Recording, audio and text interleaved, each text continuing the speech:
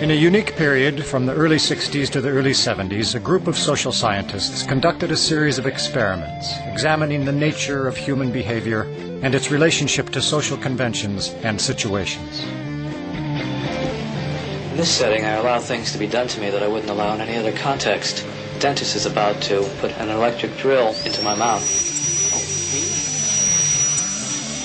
In this setting, I willingly expose my throat to a man with a razor blade. Stanley Milgram, one of the most influential social psychologists of the time, was particularly fascinated with the dangers of group behavior and blind obedience to authority. What is there in human nature that allows an individual to act without any restraints whatsoever, so that he can act inhumanely, harshly, severely, and in no way limited by feelings of compassion or conscience? These are questions. But he might be dead in there. The experiment requires that you continue, teacher. 330 volts. The experiments that Milgram and others conducted were controversial, and for ethical reasons may never be conducted again. Yet the results of those experiments remain groundbreaking, profoundly revealing about the tensions between the individual and society, and increasingly relevant to contemporary life.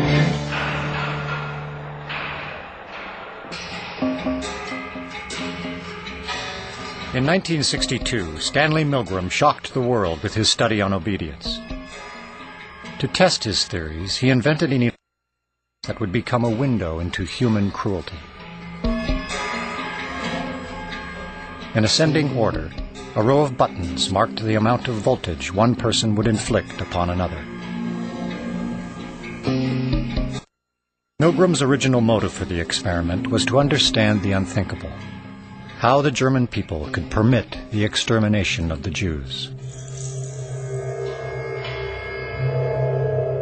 When I learn of incidents such as the massacre of millions of men, women, and children perpetrated by the Nazis in World War II, how is it possible, I ask myself, that ordinary people, who are courteous and decent in everyday life, can act callously, inhumanely, without any limitations of conscience? Now, there are some studies in my discipline, social psychology, that seem to provide a clue to this question. The problem I wanted to study was a little different. It went a little bit further. It was the issue of authority. Under what conditions would a person obey authority who commanded actions that went against conscience? These are exactly the questions that I wanted to investigate at Yale University. It is May 1962. An experiment is being conducted in the Elegant Interaction Laboratory at Yale University.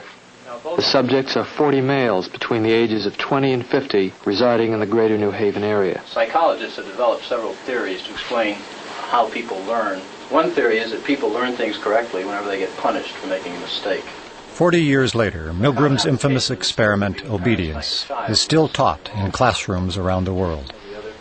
Would you open those and tell me which of you is which, please? Teacher. Learn. All right, now the next thing we'll have to do is set the learner up so that he can get some sort of punishment. What inspired Milgram, I would say there were a number of factors. One of them is he was very ambitious. He wanted to make a mark in social psychology. And he wanted, as he wrote to one friend, he wanted to come up with the boldest experiment that he could think of. Would you roll up your right sleeve, please? This electrode is connected to the shock generator in the next room. And this electrode paste is to provide a good contact to avoid any blister or burn. Do you have any questions now before we go into the next room? About 2 years ago, I was at the Veterans Hospital in West Haven. And while there, they detected a heart condition. There's nothing serious, but as long as I'm having these shocks, how strong are they? How dangerous are they? Well, no, although they may be painful, they're not dangerous. Anything else? No, that's all. All right, teacher, would you take the test and be seated in front of the shock generator, please, in the next room? But the experiment was rigged. The victim was an accomplice of the experiment. The victim, according to plan, provided many wrong answers. His verbal responses were standardized on tape, and each protest was coordinated to a particular voltage level on the shock generator. Now, as teacher, you were seated in front of this impressive-looking instrument, the shock generator. Its essential feature is a line of switches that goes from 15 volts to 450 volts. and a set of verbal designations that goes from slight shock to moderate shock, strong shock, very strong shock, intense shock, extreme intensity shock, and finally XXX, danger severe shock. Your job, the experimenter explains to you, is to a word pair test. If he gets each answer correctly, fine, you move on to the next pair. But if he makes a mistake, you are instructed to give him an electric shock, starting with 15 volts, and you increase the shock one step on each error. Incorrect. You'll now get a shock of 105. Hard hit. Just how far can you go in this thing?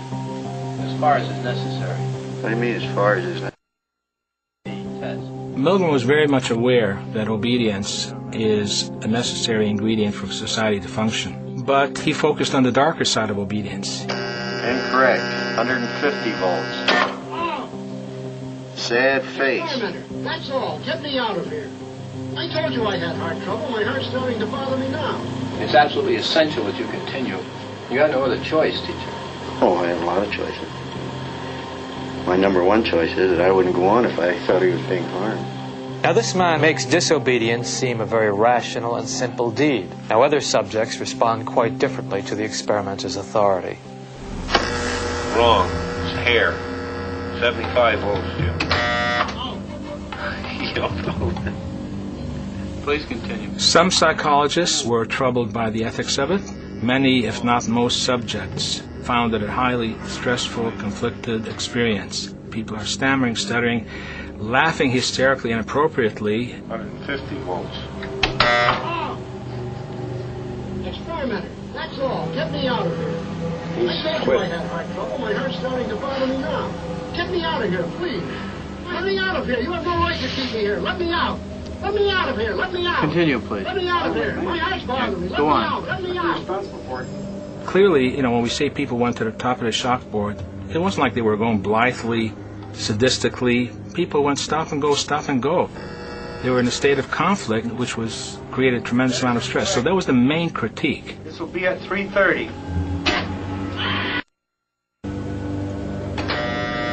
As his voice began to show increasing frustration, so did I.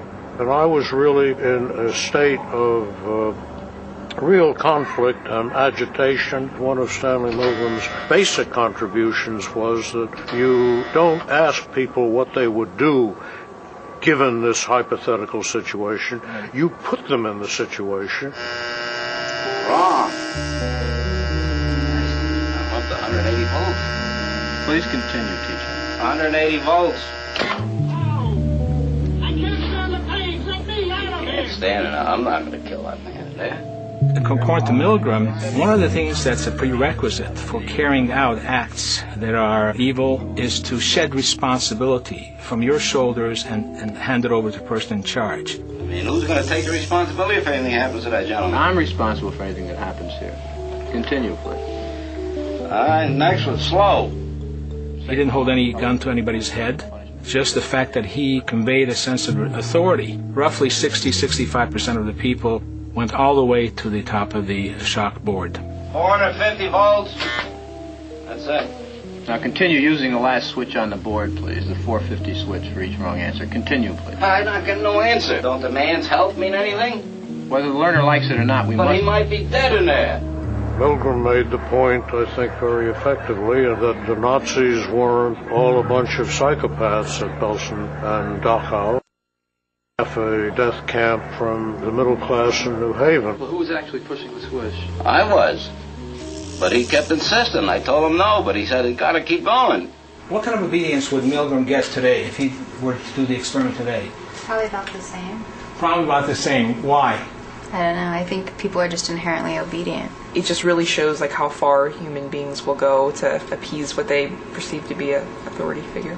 Milgram has identified one of the constants, one of the universals of social behavior. The readiness to obey authority cuts across time. It's a constant. The other outstanding and distinctive thing about the obedience experiment is how much it has and keeps on permeating contemporary culture and thought. It's still with us in very, very important ways.